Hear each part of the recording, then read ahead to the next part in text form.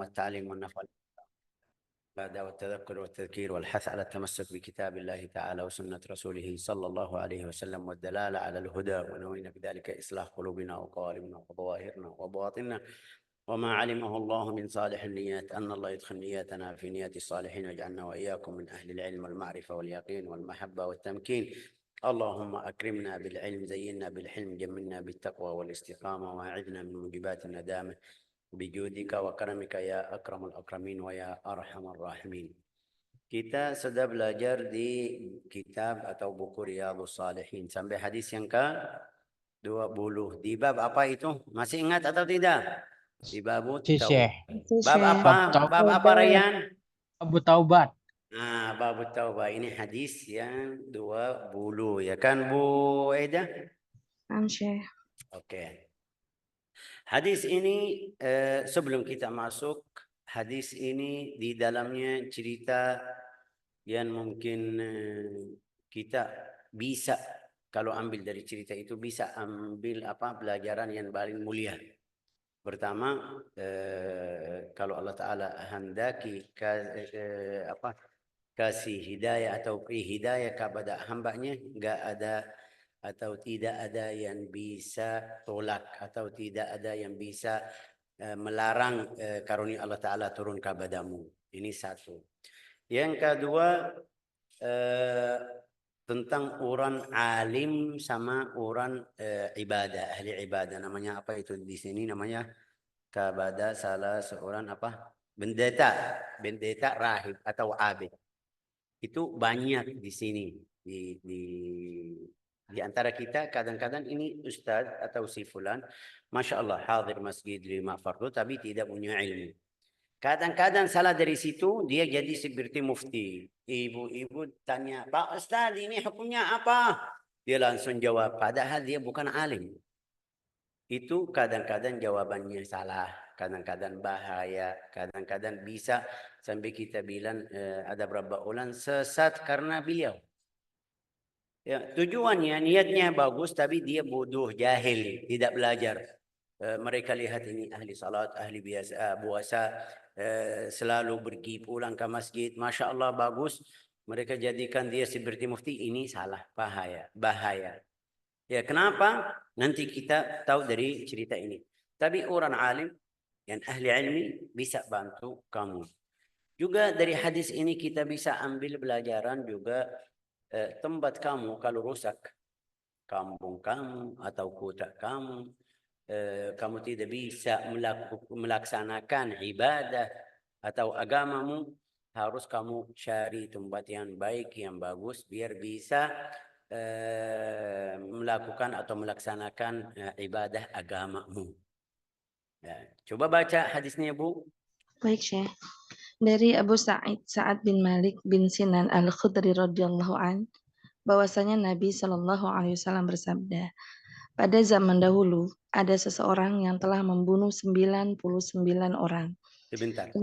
Kana fi man kana qablakum, ini ada zaman dahulu. Berarti Rasulullah setuju sama orangnya. Rasulullah terima pelajaran ini. Mungkin kita bisa bilang, oh ini zaman dahulu, bukan di agama kita. Ini di Bani Israel, tidak agama. Tapi Rasulullah kasih cerita, kenapa? Biar kita faham karunia Allah Ta'ala kepada hamba-hambanya. Di mana? Ini satu. Yang kedua, zaman dahulu, tapi juga ceritanya sama Nabi Muhammad, apa yang terjadi di antara malaikatul rahmah, malaikatul azab. Nanti di hadis ini. Berarti kita bisa ambil pelajaran dari cerita-cerita yang zaman dahulu. Ini satu. Yang kedua, kalau cocok sama agama kita, ambil dalil dari agama lain seperti, oh ini di agama Nasrani mereka bilang gini-gini. Kita lihat di Al-Quran mirip atau sama? Ya, di Al-Quran mirip. Berarti boleh kita ambil hukum tersebut karena sama Al-Quran sama, tidak beda. Tapi kalau dia berlawan atau bahasa Indonesia bilang apa itu, bentrok sama Al-Quran, kita jangan terima hukum-hukum dari sebelumnya. Terus lanjut. Ini orangnya, ini lihat. Saya dari kemarin baca hadis ini pikir ini 99 atau 100 orang. membunuh 100 orang. Ini jahat sekali. Bukan satu orang. Kita tidak bisa membeli kambing, ayam. Tidak berani. Ini sampai 99. Terus masih cari taubat. Setelah 99 baru sadar mau taubat. Pergi ke orang pendeta itu. Dia bilang sama beliau. Tidak ada taubat, dia sisahin. Jadi 100. Orangnya jahat luar biasa. 100 orang. Terus coba lihat. Dari ini juga kita faham kalau kamu melakukan maksiat pertama kali bisa tambah lagi, bisa tambah lagi. Ini lihat sampai 99. Dia lihat ini yang sisa dia seharus bicara yang normal. Saya lagi cari taubat. Kenapa tambah satu lagi atas 99 jadi 100? Seharus saya tahan sedikit.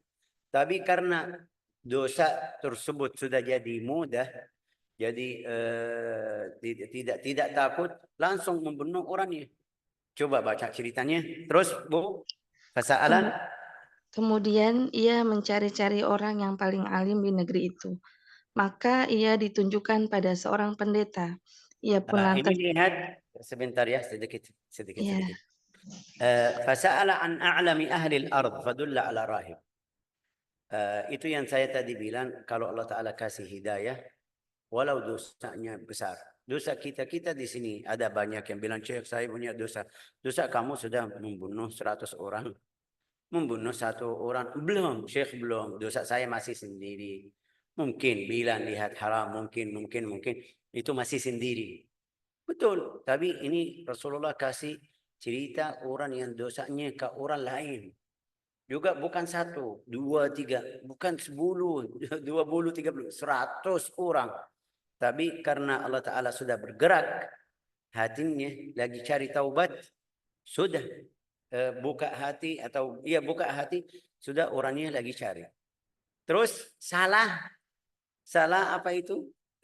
Orangnya salah, dia pergi ke tempat orang yang salah. Terus coba ia pun lantas datang kepada sang pendeta dan menceritakan bahwasanya ia telah membunuh 99 orang. Maka apakah masih bisa diterima taubatnya? ini tanyaannya kepada siapa itu tadi? Bendeta. Pendeta. Kita harus fokus. Namanya apa? Bendeta. Apa itu bendeta dalam bahasa Arab? Artinya apa itu rahib? Artinya ahli ibadah tapi tidak punya ilmu. Itu seperti kita di sini di Yaman, di Indonesia, kadang-kadang banyak yang ahli istiqamah, Masya Allah. Salat, puasa, zikir, sadaqah, Masya Allah baik. Tapi dia tidak punya ilmu. Itu kalau dia orangnya seperti itu, ini namanya rahib. Di Bani Israel, rahib. Tapi ada alim. Alim itu yang punya ilmu. Rahib itu karena dia bisa melakukan ibadah sendiri, tahu cara ibadah, istiqamah dengan ibadah, tidak punya ilmu, orangnya datang tanya, saya sudah membunuh 99 orang, bisa taubat atau tidak? Bilang sama dia, enggak bisa. Ya kenapa enggak bisa? Karena tadi bilang orangnya bendeta, orangnya bodoh agama, tidak paham ilmu agama. Bilang enggak. Langsung orangnya tadi bilang sudah dilihat ini membunuh 1 orang atau 2 orang, ini 99. Ya lihat ini mudah, langsung ambil pedang itu langsung bunuh orang tersebut. Lanjut ah. Ya, bahwasanya ia telah membunuh 99 orang, maka apakah masih bisa diterima taubatnya? Kemudian sang pendeta itu mengatakan bahwa taubatnya tidak akan bisa diterima. La ilaha illallah. Ya, oke. Ini lihat juga dari ini pelajaran ini berarti kalau kita ketemu alim bisa habisin masalah. Bisa selesaikan masalah yang di antara kita. Ini karena tadi orang bilang bendeta aja, orang yang berdosa tadi yang membunuh 99 masih tambah lagi karena ketemu orang yang tidak punya agama. Tapi yang punya agama jelasin sama beliau, ya bisa taubat. Sudah selesai, stop jalan yang buruk itu. Ya.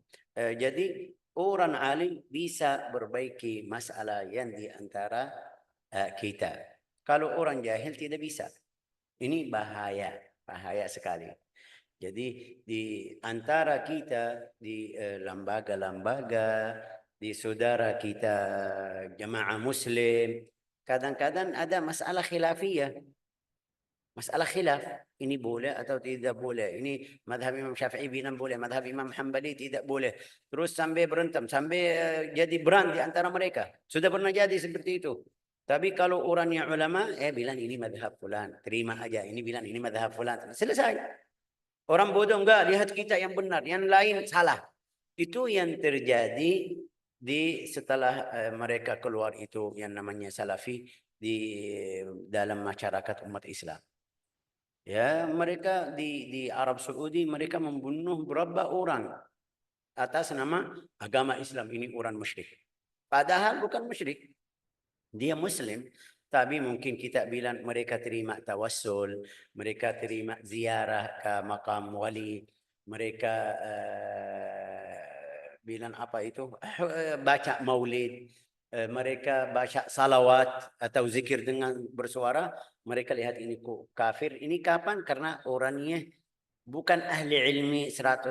Ini faham berapa masalah aja.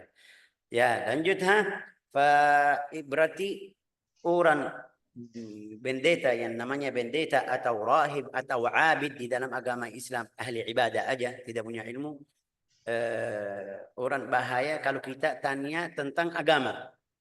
Kenapa? Karena mungkin dia tidak punya ilmu, langsung kasih jawab. Ini berkali-kali saya ketemu sama beberapa orang, dia bilang, Syekh saya malu karena saya ustadz di masjid, selalu di masjid. Mereka tanya, saya malu bilang tidak tahu, kasih jawab dari sana. Terus salah, bahaya. Ya, yang penting saya jawab.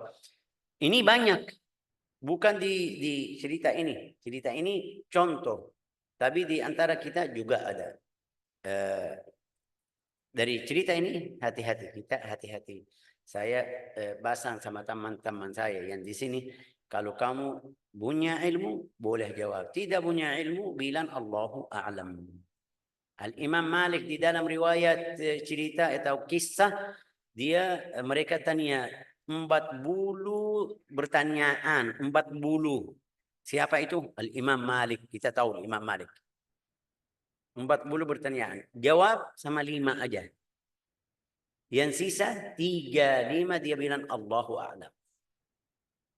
Ini Al-Imam Malik, ahli agama, ahli ilmi, yang paling mulia di Al-Madinah di zaman tersebut. Mereka bilang la yufta wa Malik fil Madinah. Tidak boleh fatwa ada Imam Malik. Artinya apa? Nunggu fatwa dari Imam Malik. Tapi waktu mereka tanya, dia tidak pastikan, tidak pasti yakinnya jawabnya, langsung dia bilang Allahu a'lam. 35. 5 yang jawab. Saya ulang lagi, saudara saya yang ikut kita di sini atau di manapun, hati-hati kalau kamu tidak tahu jawab.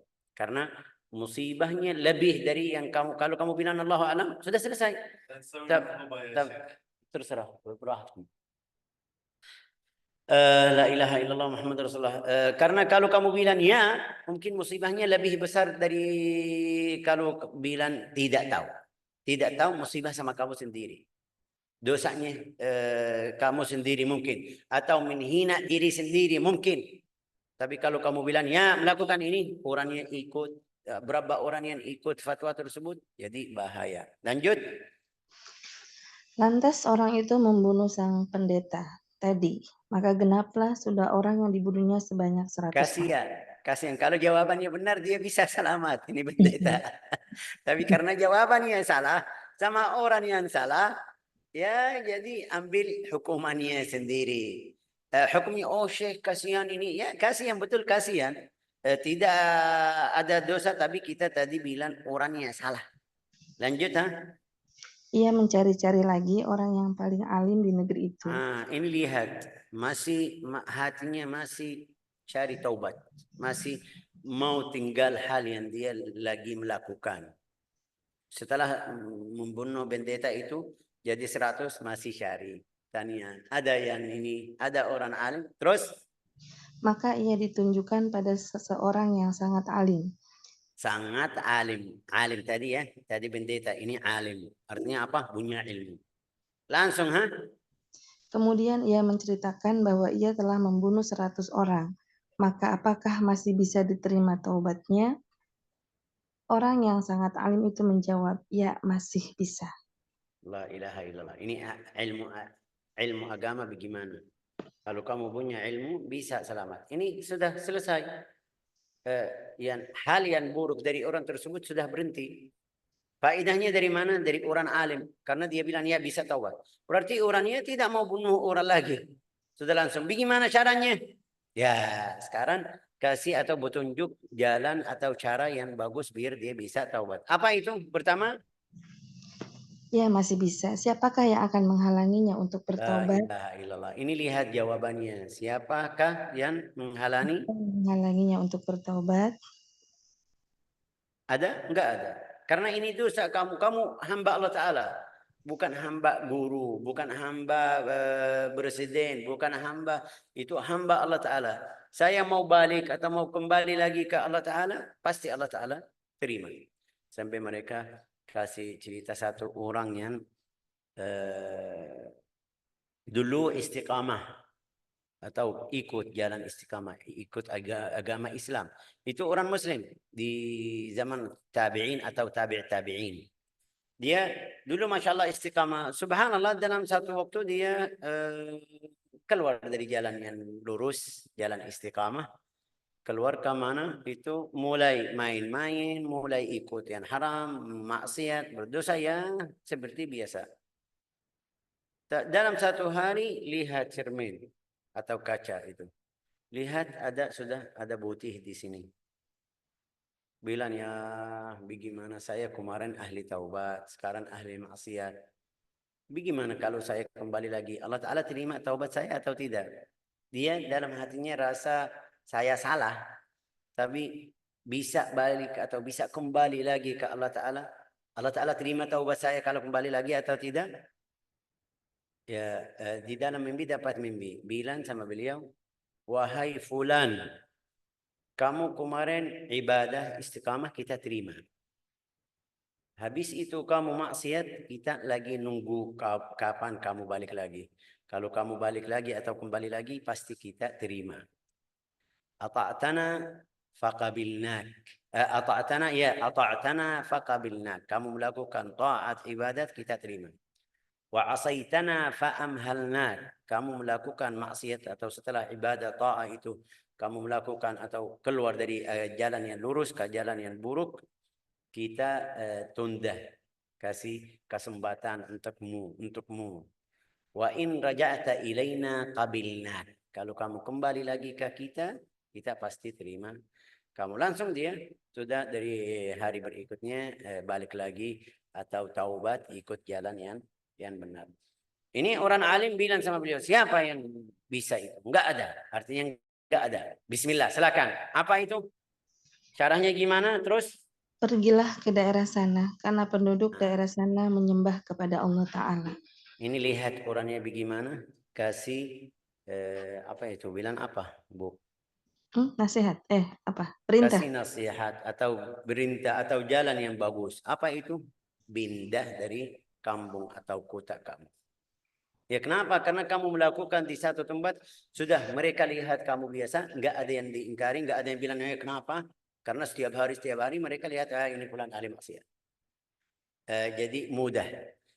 Juga kamu tidak bisa taubat. Kalau masih di tempat kemarin, sudah semangat saya bilang, ini lihat teman-teman kita, saudara kita yang kadang mau berhenti rokok. Ya dia berhenti, tapi setiap hari atau malam hadir sama teman yang rokok. Tidak bisa. Karena masih ada kecanduan atau mungkin bilang dari kemarin masih ada efek di dalamnya, jadi tidak bisa berhenti. Tapi kalau dia pindah atau seperti contohnya masuk pondok atau pindah ke tempat yang mereka tidak rokok, bisa lanjut berhenti. Orang yang minum khamar atau keras macamnya sama. Kalau dia pindah dari teman-teman kemarin ke teman yang baru, bisa berhenti. Orang yang melakukan dosa atau bilang tinggal salat, kalau dia ikut atau teman sama orang yang ahli salat, walau dia pertama kali itu mungkin bilang malu dari mereka, tapi bisa di dalam satu hari jadi kebiasaan. Terus, Maka sembahlah Allah bersama-sama dengan mereka. terus, Dan janganlah engkau kembali lagi ke kampung halamanmu, karena kampung halamanmu adalah daerah yang hitam. berarti kadang-kadang masalahnya di kampung halaman. Jadi hati-hati. Ya, di sini alhamdulillah semuanya baik, tidak masalah. Tapi juga ada beberapa tempat seperti contoh yang tadi kita bilang, ya orang Muslim mau pergi ke Amerika.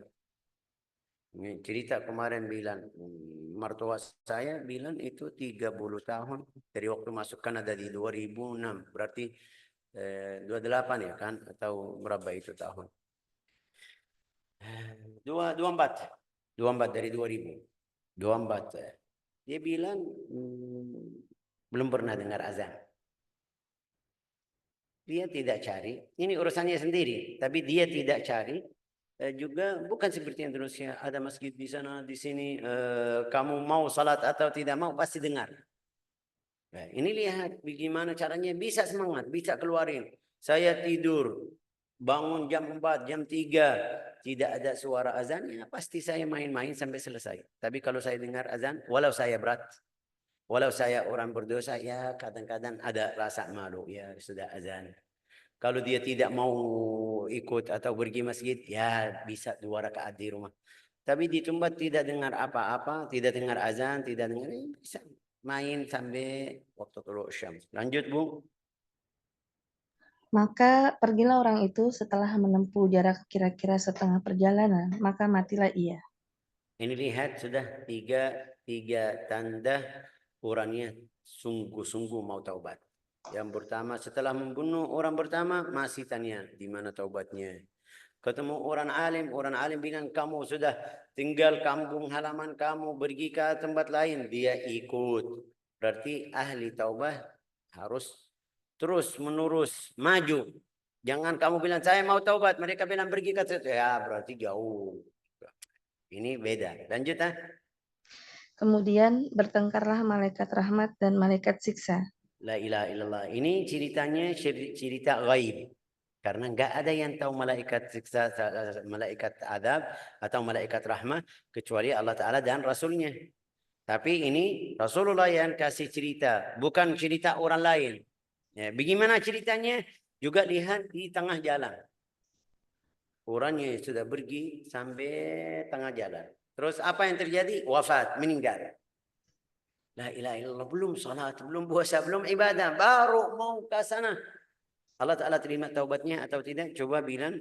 Coba. Malaikat rahmat berkata, ia telah berangkat untuk benar-benar bertaubat. Malaikat rahmat lihat niatnya, tujuannya. Dia sudah berangkat dari kampungnya, mau ke kampung ini, berarti ini ahli surga. Karena niatnya bagus. Terus malaikat al-adab lihat ini orangnya belum melakukan apapun ibadah. Belum, masih halamannya masih kotor. Terus Malaikat rahmat berkata, ia telah berangkat untuk benar-benar bertaubat dan menyerahkan dirinya dengan sepenuh hati kepada Allah Ta'ala. Malaikat siksa berkata, sesungguhnya ia belum berbuat kebaikan sedikit pun. Lantas datanglah seorang malaikat dalam bentuk manusia. Ini lihat, malaikat juga bisa menipu malaikat, Bu, ya. Iya betul. Dari cerita ini satu malaikat lain Allah Ta'ala kirim di bentuk badan manusia. Mereka itu juga malaikat kasih hukuman, kasih cara-cara yang benar ini. Bagaimana caranya? Malaikat terima. Ya, kenapa? Karena tadi kalau Allah Ta'ala handaki kasih jalan yang benar, yang baik, pasti buka jalan yang luar biasa. Jadi kita harus tenang aja, jangan sedih, jangan marah, berserah diri kita ke Allah Ta'ala biar aman. Aman. Kalau kita benar-benar seluruh hal yang mungkin jadikan sedih atau marah, harus kita balikin ke Allah Ta'ala aja. Dimanapun, sama keluarga, sama teman, sama tempat kerja, sama lembaga, sama saudara, sama anak, istri, kamu balikin urusanmu ke Allah Ta'ala. Allah Ta'ala pilih yang bagus. Allah Ta'ala kirim satu malaikat biar jadi hakim atau pengadilan di antara mereka. Ada apa? Ada apa? Mereka bilang ini ceritanya gini gini gini gini. Orangnya membunuh 100 orang, tapi sekarang masih baru ke sana. Malaikat al-adab bilang, malaikat rahmat bilang ini sudah mau taubat. Malaikat al-adab bilang belum. Ya, mau cara yang benar. Bagaimana caranya? Coba bilang. Maka kedua malaikat itu menjadikannya sebagai hakim. Maka berkatalah malaikat yang dalam bentuk manusia itu, ukurlah olehmu dua daerah itu, maka kepada daerah yang lebih dekat itulah ketentuan nasibnya. Oke, ini ukur ya. Ukur Ya, berarti malaikat punya meteran ya. Mungkin kita bisa bilang punya meteran. Ayo ukur, ini malaikat bukan manusia. Harus cari bagaimana ya berapa meter. Ini malaikat pergi ke sana ke sini sudah tahu. Jadi ukur. Kenapa ukur? Allah Ta'ala bisa dari awal bilang ambil hamba saya ke surga sudah selesai.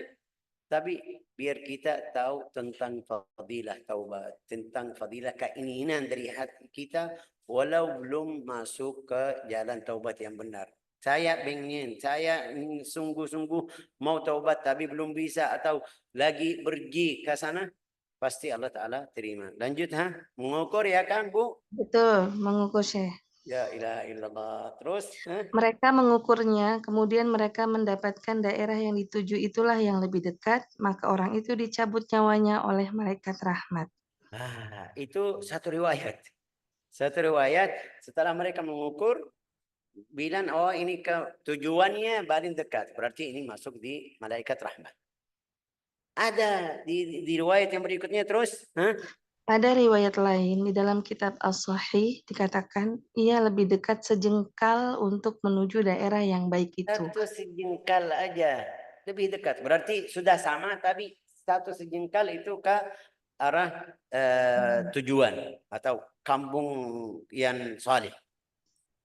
Terus ada riwayat lain yang berikutnya itu semuanya sama. Tapi karena dia ingin taubat atau semangat taubat, taruh dadanya ke arah kampung yang salihah, kampung yang saleh. Coba riwayat yang ketiga. Ada riwayat lain juga di dalam kitab As-Sahih dikatakan, kemudian Allah Ta'ala memerintahkan kepada daerah hitam itu supaya menjauh dan memerintahkan kepada daerah yang baik itu supaya Masih mendekat. dapat bantuan. Ini riwayat yang Tiga. ketiga. Masih ada bantuan dari Allah Ta'ala. Apa itu? Allah Ta'ala bilang sama ini maju, sama ini mundur sedikit. Biar jadi jauh. Berarti bantuan Allah Ta'ala. Saya tadi bilang, Allah Ta'ala bisa terima taubatnya langsung. Sudah tahu, masih di kampung. Sudah, masukin ahli surga. Tapi biar kita tahu fadilat usaha kita. Saya kerja, saya cari sabab, saya masuk ke jalan yang benar, pasti ada balasan dari Allah Ta'ala. Ini karena dia ingin taubat, Allah Ta'ala kirim satu malaikat. Ingin taubat, Allah Ta'ala bilang sama beliau, bilang sama kampung ini, maju sedikit, ini mundur sedikit. Karena dia ingin taubat, Allah Ta'ala kasih hukuman di riwayat yang terakhir ini, fana'a bisadri. Jadi dadanya ke arah kampung yang ahli ibadah, Allah Ta'ala terima taubatnya. Coba bilang apa? Pada riwayat yang lain disebutkan Allah menyenderungkan hatinya untuk menuju ke daerah yang baik itu. La ilaha illallah. Mencondongkan bisa lah. Menyenderungkan, mencondongkan. Saya tidak bisa. Dari tadi mau coba dari malam, mau baca-baca tidak bisa. Sudah jadi lewat aja. Tapi Mencondongkan, Syekh. hasilnya apa itu? Dia jadikan dadanya ke arah kampung tersebut. Sudah namanya apa? Yang penting mereka paham. Tapi dari hal ini dia jadikan dadanya ke arah taubat berarti orangnya jujur taubat. Walau dia tidak bisa, tapi masih usaha sampai akhir nafas dalam bahasa Arab. Sampai akhirnya dia masih usaha mau maju ke kampung yang ahli ibadah. La ilaha illallah.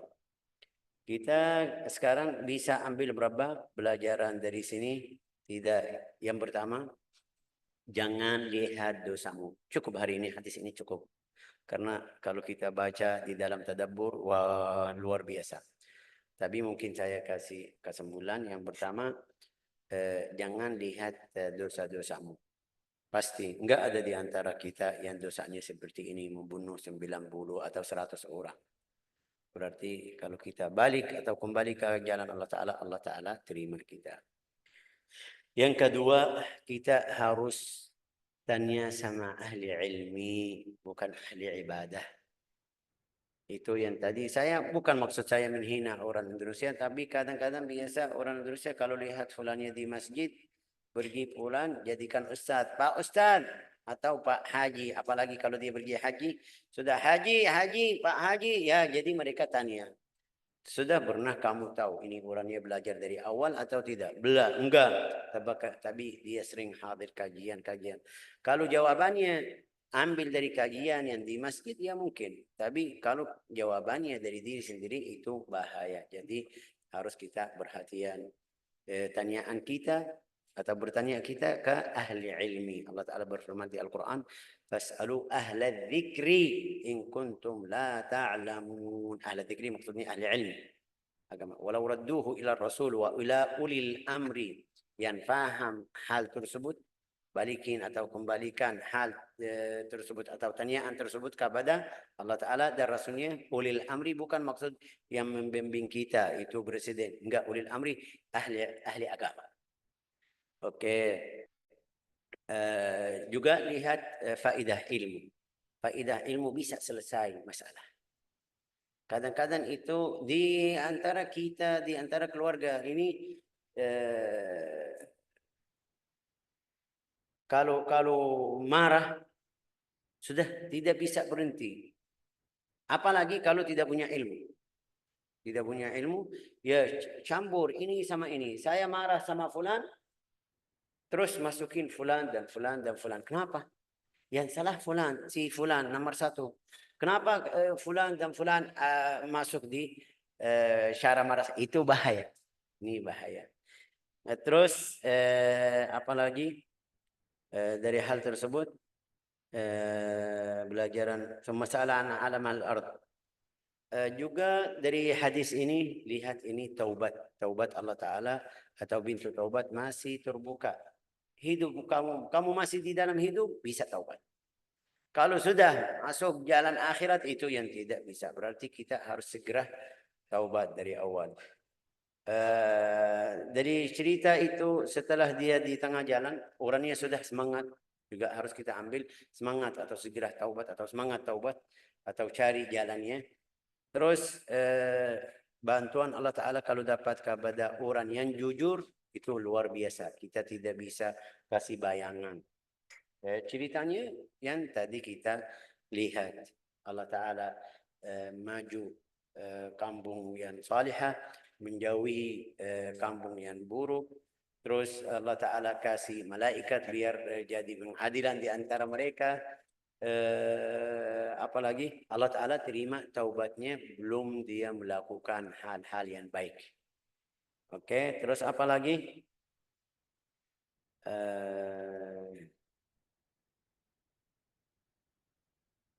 Itu yang kita bisa ambil pelajaran dari hadis ini. Hadis ini besar juga, artinya besar juga, tapi nas'alullah an yaj'alna wa iyyakum min ahli taubah wa ahli salah. Hadis yang berikutnya 21 itu hadis yang paling panjang, juga ceritanya panjang sekali. Itu mungkin insyaallah lanjut minggu depan biiznillah, kalau kita sehat dan afiat. Barakallahu fina wa fikum, ja'alana Allah wa iyyakum min ahli taubah, ahli al-ikhlas, ahli al-yaqin, ahli al-ilm, innahu akramul akramin wa arhamur rahimin, walhamdulillahi rabbil alamin.